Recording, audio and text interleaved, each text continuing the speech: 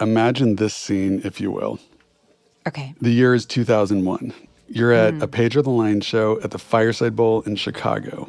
It is very cool. You know, punky fashion choices, thrift store coats, thick-rimmed glasses. Like, somehow a 16-year-old has 50 tattoos. Like, I don't know how they had the time to do that in their life yet, but somehow they do. Yeah. I'm picturing, like, a lot of spiky hair, that kind of thing. Oh, yeah. The hair gel, the white belts, you know, ripped jeans with, like, thermal underwear underneath, you know. That kind of stuff, like pierced noses, earrings with giant spacers.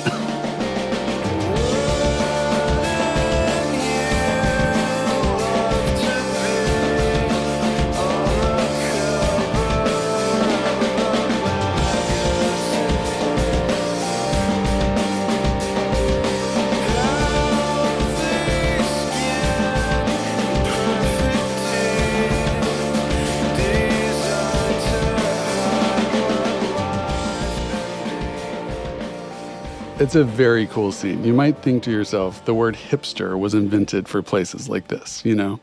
What if I were to tell you that this Pedro the Lion concert would not have been possible if not for an artist whose music sounded something like this? Word up, it's fish. Price will rise from the dead.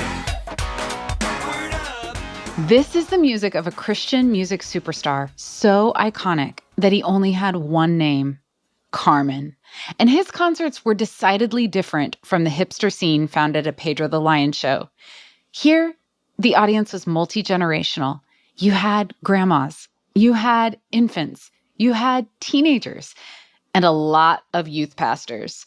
The parking lot was like half church vans. Yes, the 15-passenger white vans. That's right. Yes. Get those kids in the van.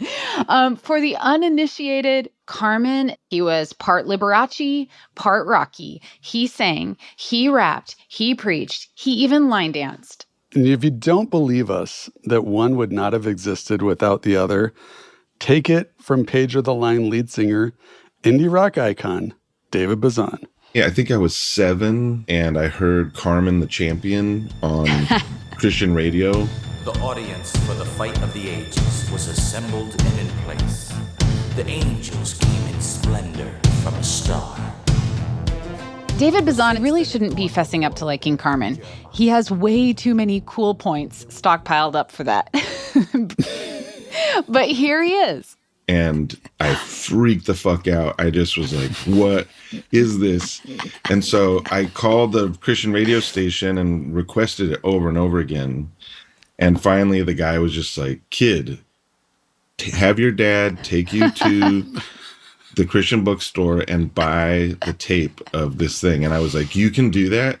And he was like, yes, leave me alone. Like, I can't, I've already played this song 4 times today. Like, I can't play it again. So It sounds like Joe Pera with The Who, you know? Yeah, exactly. So, Leah, have you ever seen Joe Pera Talks With You, the TV show? I don't think I have. Okay, so there's an episode where he hears the song Baba O'Reilly by The Who for the first time. Okay. But he does the same exact thing David described with a radio DJ. You're on the air. What was that song you just played? Yeah, good one. Well, the name of the song is Baba O'Reilly. Uh-huh. All right. Could you please play it again? Sorry, pal. Okay, I'll try another station. The bell, the crowd, the fight was on, and the devil leaped in fury. With all his evil tricks, he came undone. Wow. That's amazing to picture the lead singer of Pedro the Lion being obsessed with Carmen of all people. I'm legitimately surprised by that. How does that happen?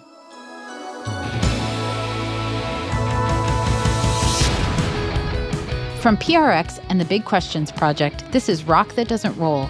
I'm Leah Payne, author of God Gave Rock and Roll to You, A History of Contemporary Christian Music. And I'm Andrew Gill, a public radio producer who grew up on Christian rock.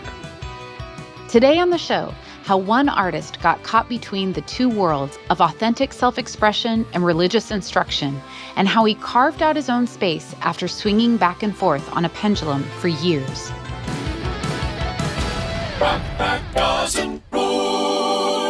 There was a period of time when I just was deeply embarrassed of what my early influences were. David Bazan has been making music for more than 25 years, mostly as Pedro the Lion. And since this is our final episode of season 1, I took the prerogative to book an interview with one of my favorite musicians about how Christian contemporary music shaped him. To be honest, I didn't expect David to be this forthcoming because most of the musicians I've asked about CCM, even the ones I'm sure know about people like Carmen and Sandy Patty, deflect when I ask them about it. And David's, it happens to a person. And David's music is cool. I figured he'd be too cool to open up about how CCM shaped him. But as you've already heard, he was an open book with us. I heard this one Sandy Patty record that my mom listened to called Another Time, Another Place, which has Jeff Porcaro drumming on it. Some of the sickest drumming on any record. It's astonishing.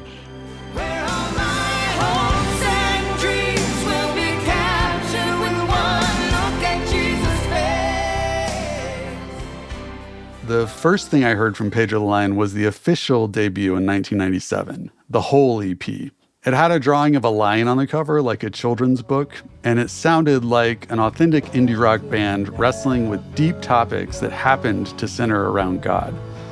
It didn't feel like the CCM music of the 80s I'd grown up listening to, or the pop punk of Tooth and Nail stars MXPX.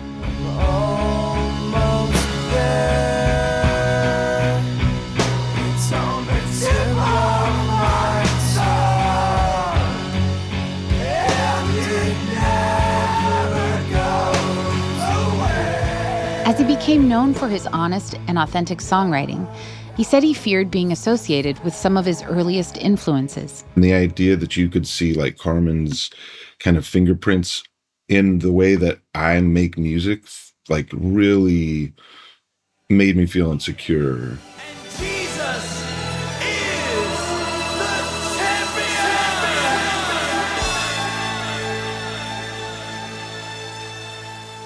Carmen is an interesting influence to try to parse out in Pedro the Lion's songs. Honestly, it never would have occurred to me unless David mentioned it.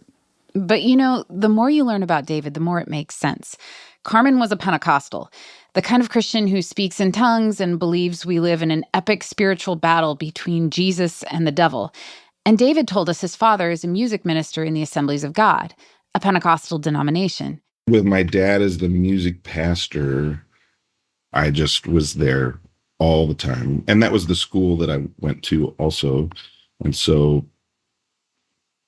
like, church music was a small feature of just like being in show business, kind of, you know, the way that you're putting on a show every week, preparing and rehearsing. Above all else, Carmen was an evangelistic showman. And growing up in the same Pentecostal tradition gave David a similar grounding in holy show business from a young age. There was a lot of musicals, cantatas, like kids musicals, you know, all the Salties stuff. Susie, turn me to page 24 and let's sing our way up the mountain. My pleasure. Salty, spelled P-S-A-L-T-Y, was a lovable 6-foot-tall anthropomorphic salter, a hymn book, whose adventures taught kids biblical lessons. We're going camping now, we're on our way. We're gonna climb up the mountain and run and jump and play. And as we hike along, we're gonna sing hallelujah to the King. Bullfrogs and Butterflies. What's that person's name? Barry Was McGuire? that Barry McGuire? Yeah. Wild that the Eve of Destruction guy wrote Bullfrogs and Butterflies. Quite a journey. Barry McGuire had a #1 hit in 1965 with the anti-war song Eve of Destruction. You're old enough to kill, but not for voting. You don't believe in war, but what's that gun you're toting? And even the Jordan River has bodies floating, but you tell me, oh,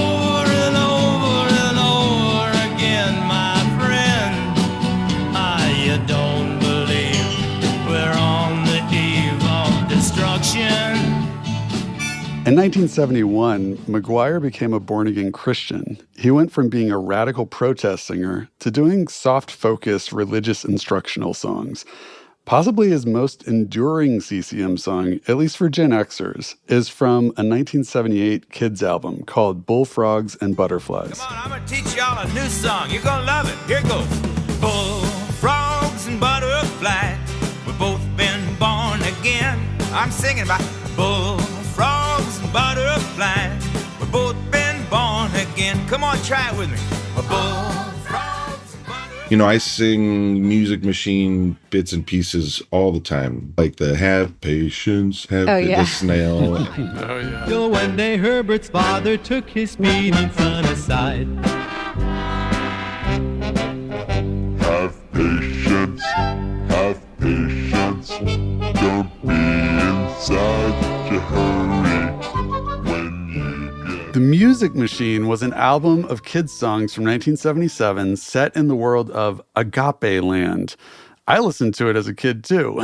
The songs were designed to teach kids about the 9 fruits of the Spirit. Can you name them, Leah? Pentecostal pastor's kid here. Love, joy, peace, patience, kindness, goodness, faithfulness, gentleness, and self-control. Wow, that is so impressive. You were so fast. You must have drilled that as a kid. Yeah, maybe. You know, early in his career, David was kind of drawing inspiration from some of these albums. He had early songs that worked in a similar way, packaging Christian values like patience in indie rock tunes. There's real people in the big trucks that you flip off when they get in your road. You get so happy that you pay no mind to the great big sign that says oversized load. You really think they can go as fast as you in your 87 Trans Am? They know you're in a terrible rush. They're going just as fast as they can. This instructional project was a far cry from where David would go in his songs on later albums. At this point, you could say his pendulum was all the way on the Christian religious instruction side. But later, he would write lyrics like this.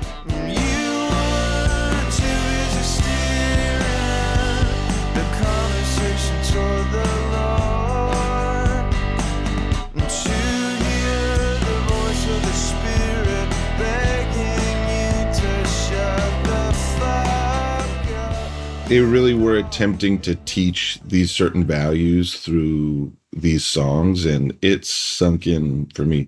So David was steeped in holy show business and had a taste for musical earworms from a young age. But it wasn't his parents who introduced him to Christian rock. His dad grew up in an immigrant home and was intensely sheltered, as David puts it, even though he was a music minister.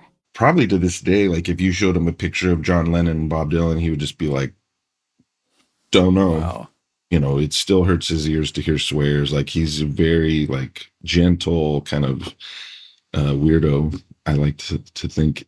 So the self-expression that artists like Bob Dylan and the Beatles brought to rock music didn't move the needle for David's family. Music was meant for one thing, glorifying God, not emotional catharsis. So even at the Christian bookstore, David's music choices were put under a microscope. I played Pedro for my uncle, and I was so excited. There's this board mute, like right before the last chorus on that song, where it just like, again, and it jumps back in with like the kind of Mutt Lange harmonies and stuff.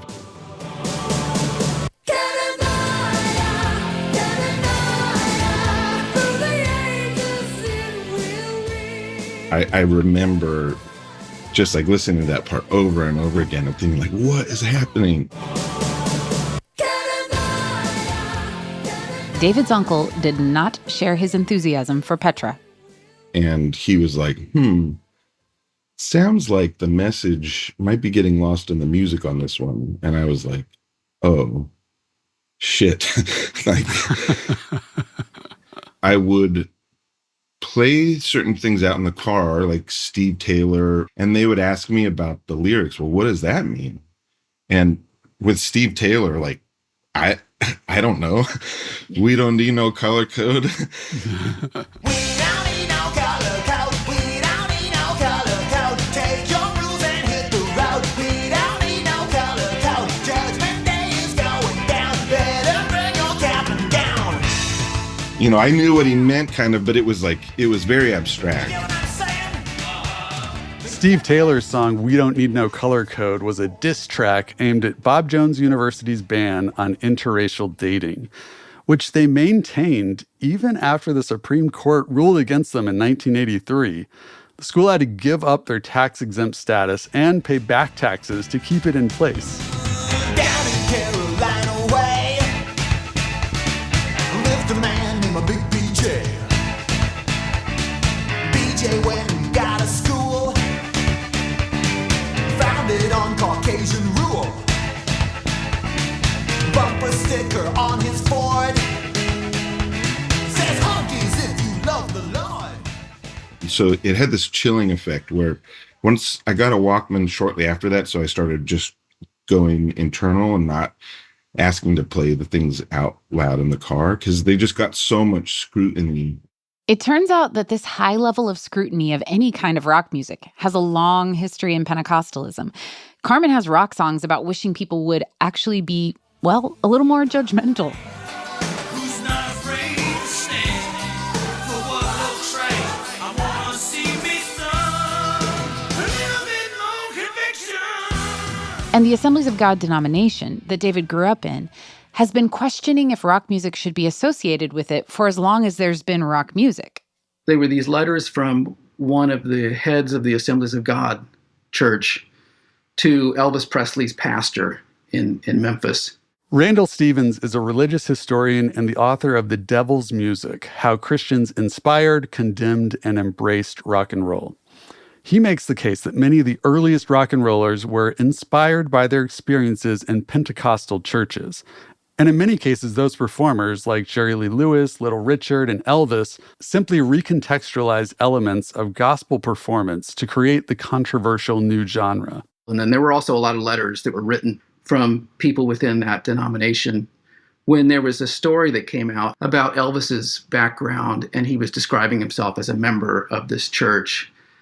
And, you know, the things they were talking about were obvious kind of things, like the way that he moved on stage and the way that his music was sexually suggestive, and how they didn't want to be attached to this character at all. And they were kind of pleading with the church leader, please tell us that Elvis has nothing to do with our denomination.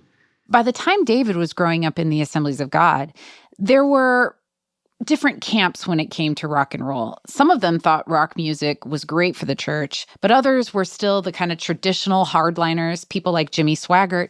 They viewed rock music with suspicion. When it came to Christian artists like Petra, then it was like, put them under the microscope. But for mainstream bands, whoa, break out the CAT scan. My first introduction to some of that music in those bands was the God and Rock and Roll movies that they would show us about backward masking. But now consider the second type of backmasking. With this variety, the vocal track makes sense both ways. When you listen to the music forwards, you hear one message. When you listen to it reversed, however, you hear something entirely different. Now, it's been suggested by some that when we listen to music in its normal forwards mode, the subconscious mind is able to decipher the backwards message, and mind control results. It becomes what is termed a subliminal cue. Like, that's the first time I really ever was aware of the Beatles in a direct way. And that's why I started listening to the Beatles, actually, was directly because of that movie. So good one, everybody. Wow. You did a good job. The real question we need to ask here is not, can a listener subconsciously hear a backmasked message? But instead, how did it get there? I was at my friend Matt's house spending the night, and we were just hanging around in his room, and he had that record. And I was like, we had just gotten back from summer camp where we had watched the God and Rock and Roll, backward masking movie. So I was like, dude, you want to just try the Turn Me On Dead Man, Revolution Number 9 thing? And we were like, yeah, let's try it. And so we put it on and we ran it backwards, and it kind of, what they said on the movie is Can you undid me? It's like really stupid. It's not real. It's just so stupid. Number 9. Number 9. Underman. Underman. Underman. And we just sat there like, you know, it's really dumb. And then I was like, why don't we just play it forwards from the beginning? And then it was Birthday was the first thing that I heard. After that, they just let side 3 of the White Album keep playing. Your Blues and Everybody's Got Something to Hide Except for Me and My Monkey, they hit David especially hard. Then they threw on the Beatles' Best Of and kept listening all night.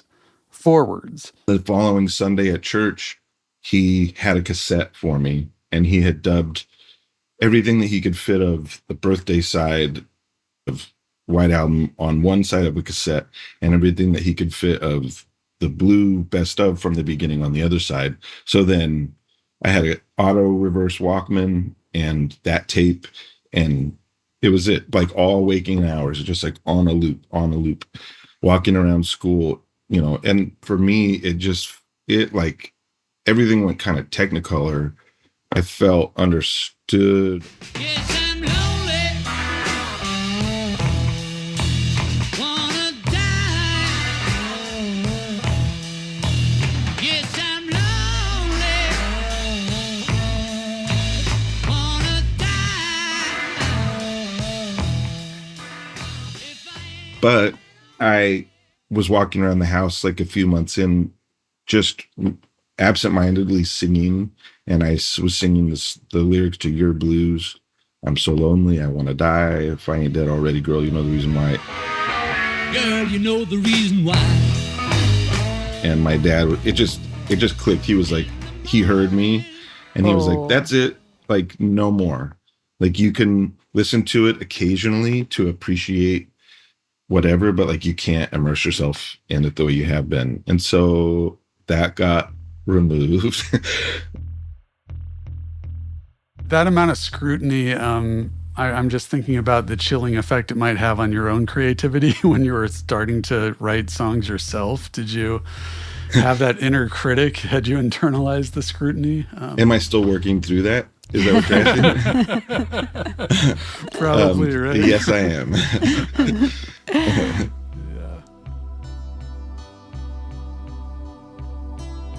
David's identity was wrapped up in these religious values and high expectations that were put on all music, but he felt the pull towards artists who valued authenticity and personal expression. How would he balance those needs within that structure as he became an artist himself? I was stuck. I mean, I really didn't know. I wanted to make art. I wanted to express things that weren't basically slogans reimagined, but I didn't feel like I had the permission to do that. Stay with us. Rock that doesn't rule. Within a year and a half or 2 years, the ban was lifted, and so I just came back to all of it. It's still my favorite music. I still can't get over the way that it feels when Ringo and either John and Ringo or Paul and Ringo are doing something together. It's so sick. I mean, I just felt like I was saved by it. It just felt good. It felt so good. David wound up learning to play drums in middle school. That pretty much guaranteed he could be in rock bands if he wanted to in high school. In the 1990s, there were never enough drummers in high school music scenes. Back then in Seattle, there was a church called Calvary Fellowship, which was one of the Calvary chapels. Calvary Chapel was one of the key players that helped create the contemporary Christian music industry in the early 70s in Southern California.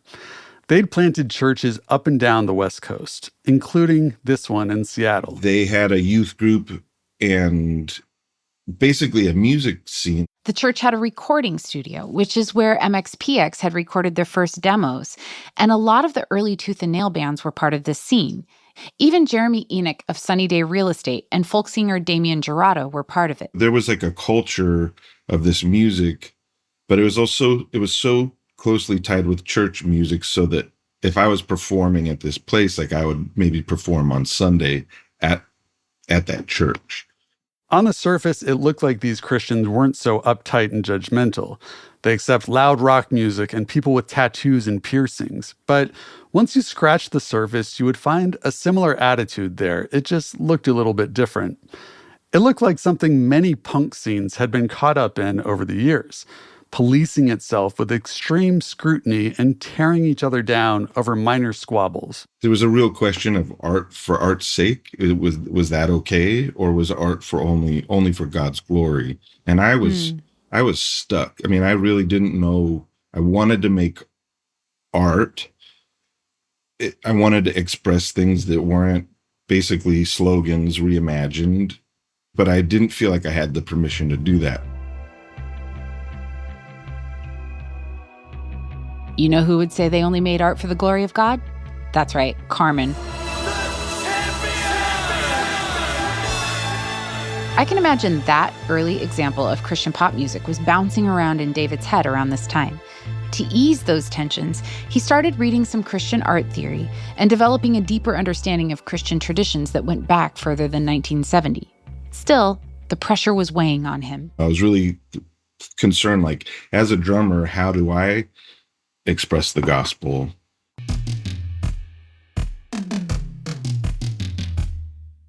I had gotten a guitar to lead songs for like the 2 and 3-year-old Sunday school class.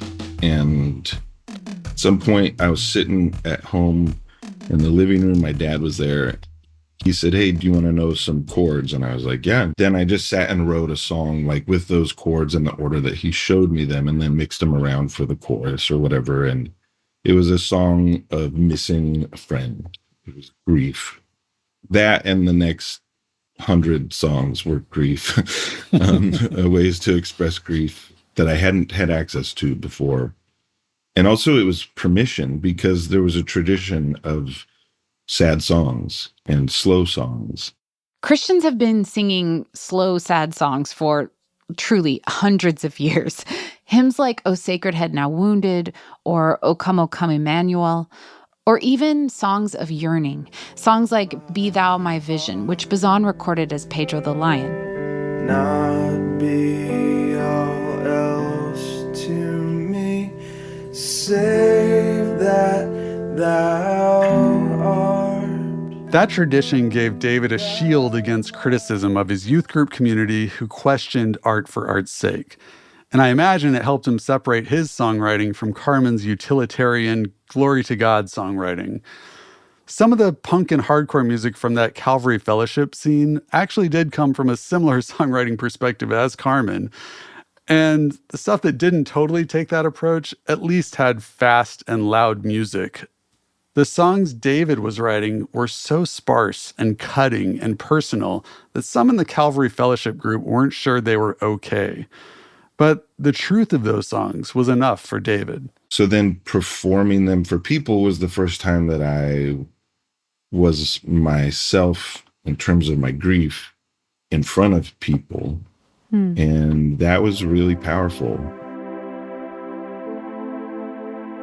I think that the approval that I was losing from the church people, I started gaining from people who just wanted to hear songs about what was going on with a person. The emotional reward of his self-expression being received by an audience gave David the hope that he could maybe combine these two approaches to music, that he could express the sadness he felt while also providing religious instruction. He knew not everyone would get it, but he hoped it would be useful to God in some way. Maybe it would help someone become a Christian. You know, the moments where I believed in hell the most, especially, like, I wanted to, like, just tell people. And so when I made my first release, it was this EP called the Whole EP. And if you follow there, it's not like the Roman Road exactly, but it is the gospel message kind of laid out over 5 songs. The Romans Road was a method of evangelizing by citing several verses in the New Testament book of Romans. Its origin story is kind of mysterious. Some argue it's as old as the Bible. Others claim that a preacher named Jack Hyles invented it in 1970. The technique caught on like wildfire among the rapidly expanding population of evangelicals in America. By the 1990s, there were several popular beaded bracelets that youth group kids were encouraged to wear. Each colored bracelet represented one of the verses. The idea was that Christians would wear the bracelet, and then when non-Christians commented on the jewelry, it gave the wearer an opening, an opportunity to try to convert the person to Christianity. These kids were told by youth pastors that they could be a classmate or friend's only opportunity to become a Christian. And if they weren't prepared to explain how to become a Christian to anyone at any moment, the logical conclusion is that the non-Christian's eternal damnation was their fault. That's a heavy trip to lay on anybody. But it's especially heavy if you're already predisposed to grief and have lived under intense scrutiny your whole life. No wonder David wanted his first release to be useful in that way among his community at Calvary Fellowship. Rest in me, little David, and dry all your tears. You can lay down your armor and have no fear, 'cause I'm always here when you're tired of running, and I'm all the strength that you need. After David finished the whole EP, he thought about his future as a songwriter within that world. It felt like he'd already written the gospel story in song once. I started thinking, like, I don't want to do this over and over again. This is ridiculous. Like, I don't want to just keep trying to crack the same puzzle from different angles. It was just so tense to try to make things under the pressure of God's and everybody else's expectations, or what I perceived all those things to be. If he wanted to stay in this Calvary Fellowship community, David would have to keep writing songs that taught Bible lessons. I imagine he worried that if he kept on that path, he could follow in Carmen's footsteps.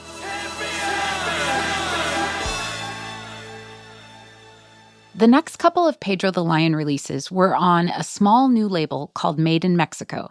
The first full-length album got recognition in Spin magazine, and pretty soon David was able to play clubs and have his records available at Tower.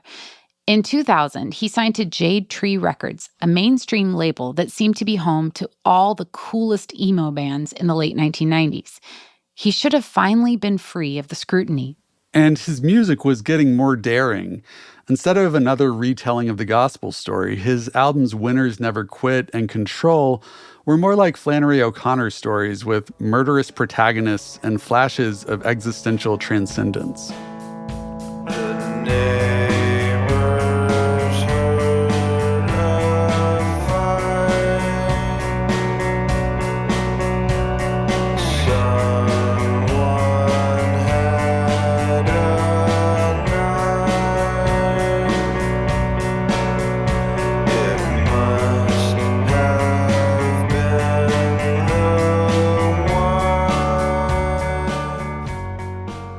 But the thing was, some of that Christian audience followed him and wasn't ready to quit scrutinizing his every move.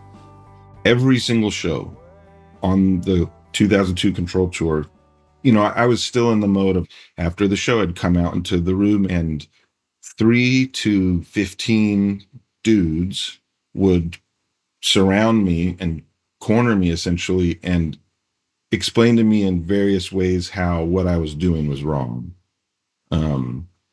Some people suggested the very puritanical idea that fiction was lying because it felt autobiographical and because it felt confessional. I'm like, yo, this is fiction. Like, no one killed anybody. Like, it's, Right.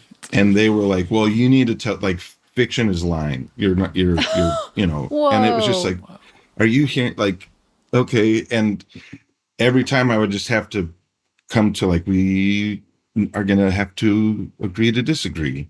And half of the people felt okay about that, and half of them were really mad. Like, they left mad and they never came back.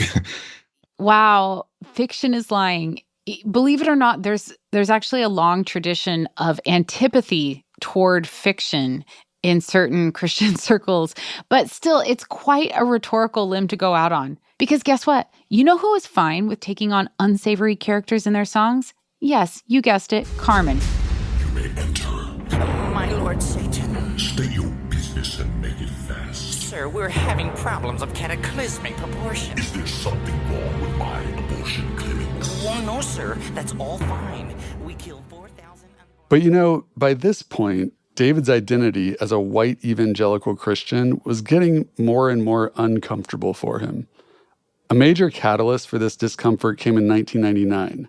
50,000 protesters showed up in his city to disrupt the annual meeting of the World Trade Organization. In trying to understand why this was happening, David discovered Noam Chomsky and other progressive political writers. He became politically engaged for the first time. And when he looked around at his Christian community in Seattle, he didn't find many left-wing comrades. How could he integrate his new political awareness into his life when it seemed like all the Christians around him were Republicans? At the same time, it wasn't so easy to be in the indie rock world as a progressive Christian either. Being any type of Christian came with a lot of baggage. For example, there was a time when Pedro the Lion had some shows booked with Corin Tucker of Slater-Kinney. Yeah, a side project of hers called Cadillaca. Right.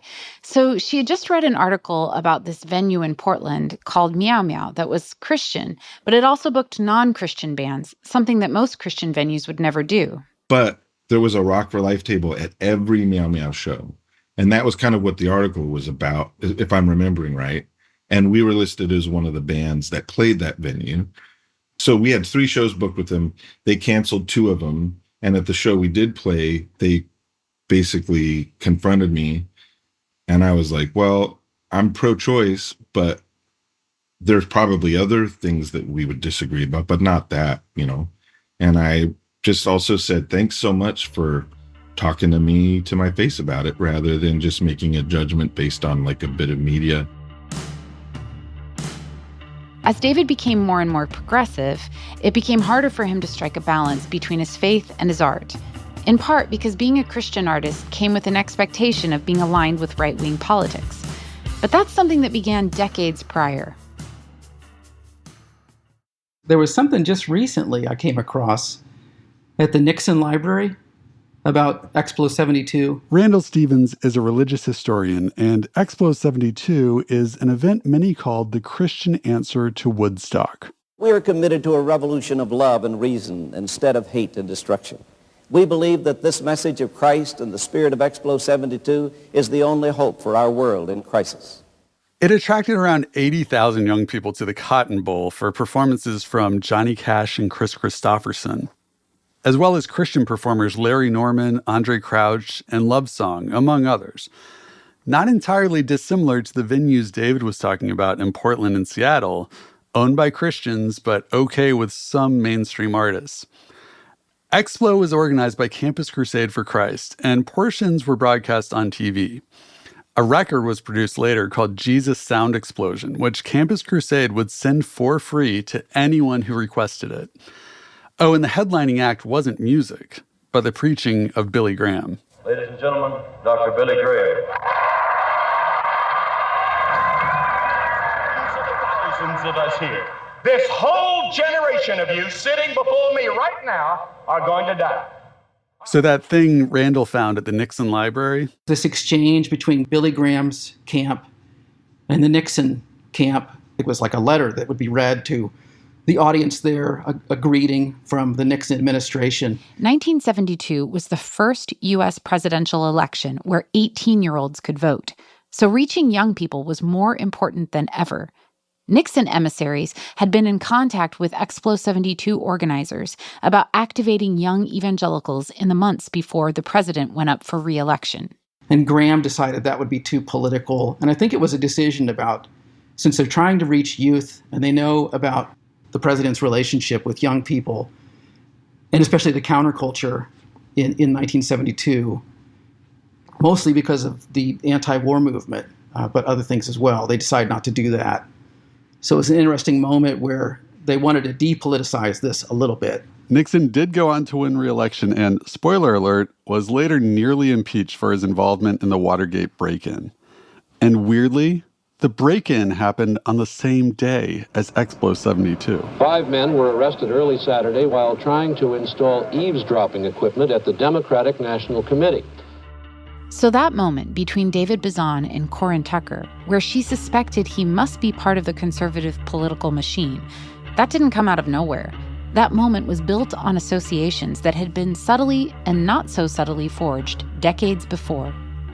And that history is one reason why when David shifted his identity to being an outspoken, progressive Christian, things did not get easier for him. His music got more pointed and centered around the hypocritical actions of George W. Bush-era evangelicals. In a way, he was still trying to make his music useful to God, like Martin Luther writing his 95 Theses. Of course, that only motivated more concerned Christians to confront him after shows. Things got pretty dark around the mid-aughts. David wrestled publicly with losing his Christian faith and was banned from the Christian music festival Cornerstone for alcohol abuse. Eventually, David left the structures of Christianity altogether. His pendulum had finally swung completely away from Christian music to indie rock. He could start a new era with his identity fully free of the expectations that Christians had put on his music. But he just couldn't quit writing songs about God. I thought I was done with my process. And then my body was like, you're not done. You have to write this record. You know, I was like walking out the door is what I felt like. David Bazan dropped the name Pedro the Lion in 2006. Critics called his first solo album, Curse Your Branches, a breakup album with God. I wanted to recast myself, not in a, not in a more religious content kind of way. I wanted to write songs about shirts like Spoon, or I wanted it to be something else. Curse Your Branches doesn't have any songs about shirts. The concept of original sin, yeah, that's covered. Hard to be a decent human being. Wait just a minute. You expect me to believe that all this misbehaving grew from one enchanted tree. All these songs were coming out that I was playing live, and I thought, these are for something else. I'm going to make the record that I want to make.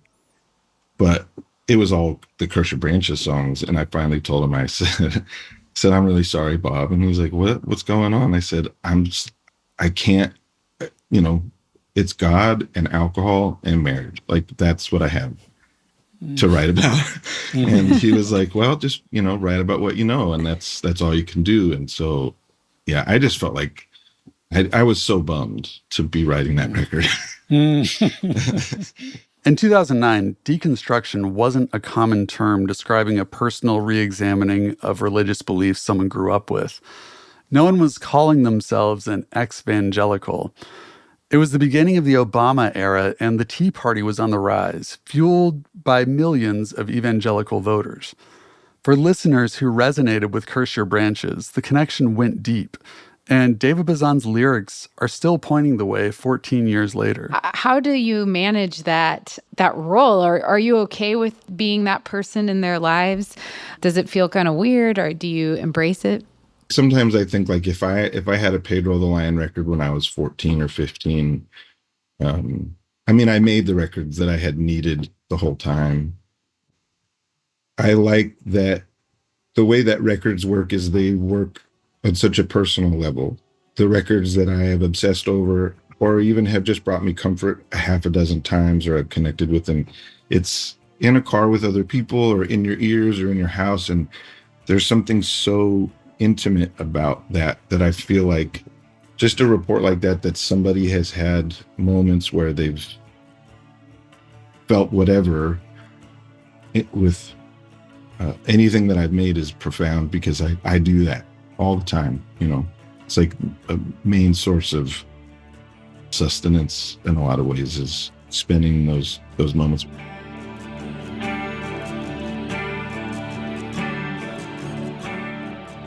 Coming up, David's approach to music as a listener has opened a whole new method of writing to him. I don't get to hang out with that kid that often because I won't listen to Carmen. Stay with us. The Hello, Rock That Doesn't Roll listeners. Andrew Gill here with a quick update on the status of this very podcast that you're listening to right now. Are they even still making new shows, you might ask yourself? Well, the answer is yes. Leah and I have been working on new episodes since January, but it is a little different now. Our PRX Templeton Foundation grant is done, so we are making the show independently, which means the only funding for our work comes from you, the listeners. But we do need more support than we currently have. We both have families, we both have kids, we both have other jobs, and so the time we have to dedicate to this project is quite scarce. Support from listeners like you makes it a justifiable investment of our time. You can do that at patreon.com/RTDR. You can find a link in the show notes there as well. If you can afford it, buy us 1 cup of coffee a month. If you can't afford it, keep listening. That is totally fine. Please tell a friend about it though, because we also need to get a bigger listener base in order to attract advertisers. If you would like to advertise on the show, email us rtdrpod@gmail.com and we can work that out. That would be wonderful. Again, we think this show is very important. It's an important aspect of understanding how we got to the point we're in now as a country and as humans who practice religions and enjoy pop culture. Again, patreon.com/RTDR is where you can support us monetarily. And if you can't afford it, tell a friend, tell 5 friends. Thanks so much for listening. Back to the show. For me, the most arresting, authentic feeling music is usually what one might call hillbilly music that grows and is uninformed by, it's like provincial, at its root. It's not informed by the broader culture. It sort of develops in this obsessive way without all of those things. And I think that we all have that. We all have hills that we can be the billies of, And when I came to that realization, I realized, well, up until I was 14, my hills are Christian music, and that caused a big conflict because I didn't want that to be what my hills were. I didn't know the Beatles. Like, I had heard a Billy Joel song. I knew the Michael Jackson songs that had been converted to Pepsi commercials. In 2017, after 5 records under his own name, David brought back the band name Pedro the Lion for a planned 5-album cycle named for each of the places he lived as a child. Phoenix came first, then Havasu covered David at ages 12 and 13. His process for writing these albums is to relive significant moments from these eras of his life with the benefit of perspective he's earned as an adult. This is where his past, immersed in CCM music, comes in handy. He's been so busy distancing himself from almost everything he listened to until he was 14 that the contemporary Christian music that dominated his auto-reverse Walkman now acts as a key that allows him to access memories he's locked away for years. So at some point I just realized, just be the Billy of your actual hills, not hills that you wish, and this impulse to for what you're doing to work on a national or an international level or scale is just such a killer to making anything real or good or you. And so at that point I just realized, dude, Carmen, listen to it. Jesus said, go ahead, make my day. There's just records that I spent a lot of time with, that I have a lot of memories attached to, the way you do with music, that are just blacked out. I don't listen to them. So then when I go back, you have all the ego problems of listening to this music that is cheesy or you think is whatever. But then you get to the layer where you're just experiencing those sensations of, that have been locked away, like that 7-year-old version of myself that was so freaked out about the Champion. I don't get to hang out with that kid that often because I won't listen to Carmen, until I realized that. And now I do for myself, for that, not, for the complex reasons that one might, now go back to that. So yeah, it's a big journey. The bell, the crowd, the fight was on, and the devil leaped in fury. With all his evil tricks, he came undone. He threw his jabs of hate and lust, a stab of pride and It's interesting that the album that David wrote when he was done trying to make music that's useful to God, Curse Your Branches, has proven to be profoundly useful to a generation of listeners struggling with their place inside and outside of evangelical Christianity. In my research, a lot of people cite it as a crucial album in their spiritual journey. I'm not really confronted with that idea that often. Now that in this moment that I'm moved.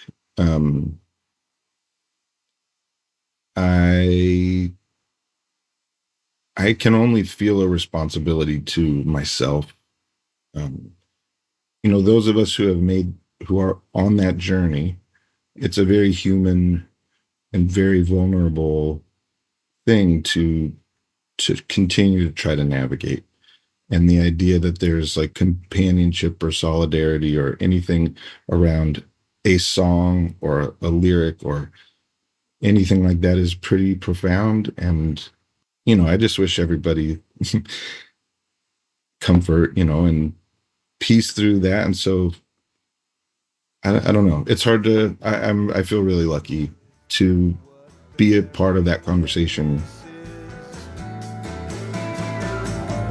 No, it may alienate your family and blur the lines of your identity. Let go of what you know and honor what exists. Son, that's what bearing witness is. Daughter, that's what bearing witness is.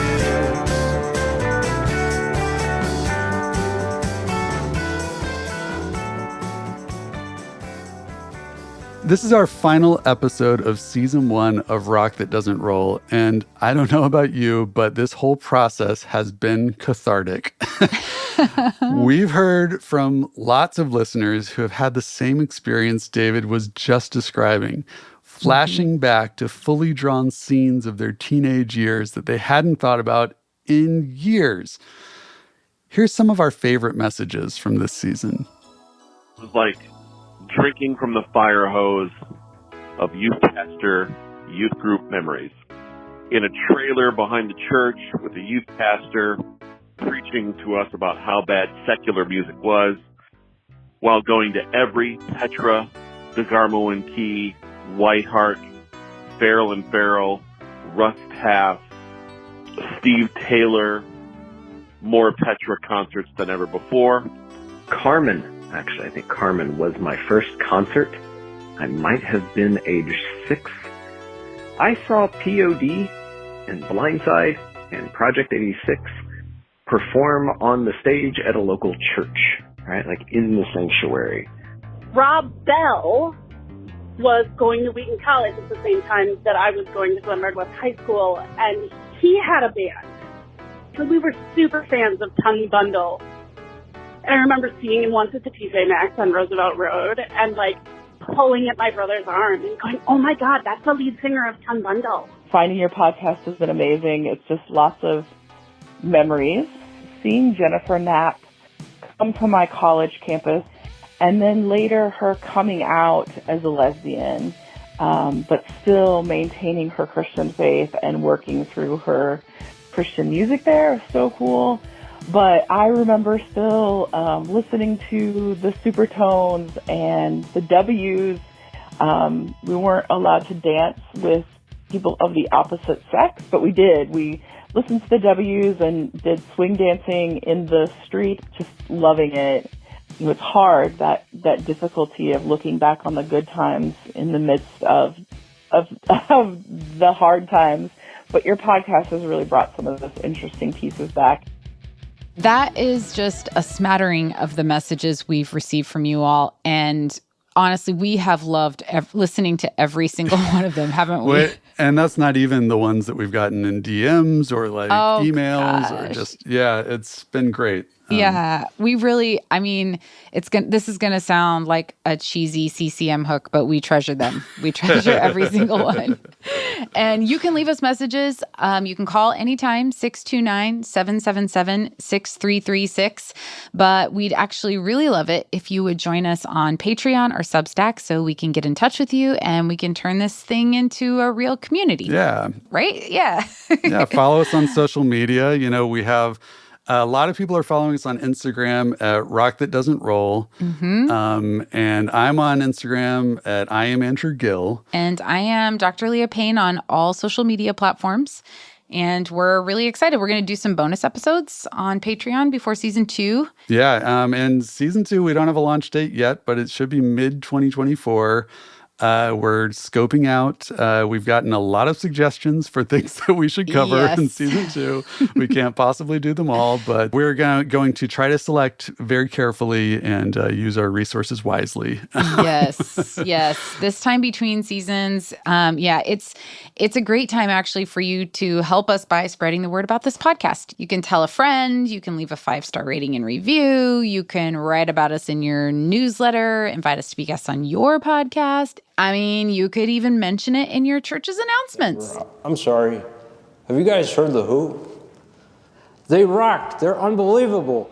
And again, if you have a story you'd like to share, please call our hotline and we might play it on a future show or share it on social media. The number, again, 629-777-6336. And yes, that is a Nashville area code. It's on purpose. It is, and 777, perfect number.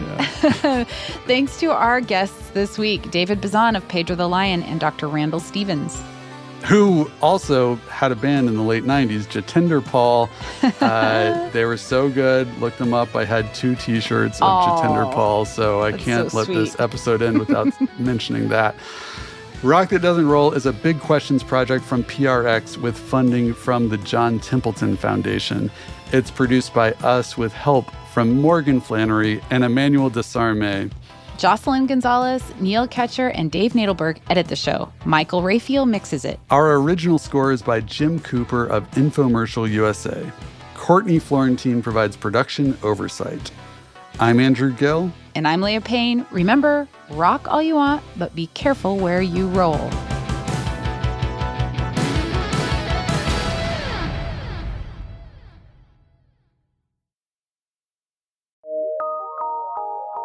From PRX.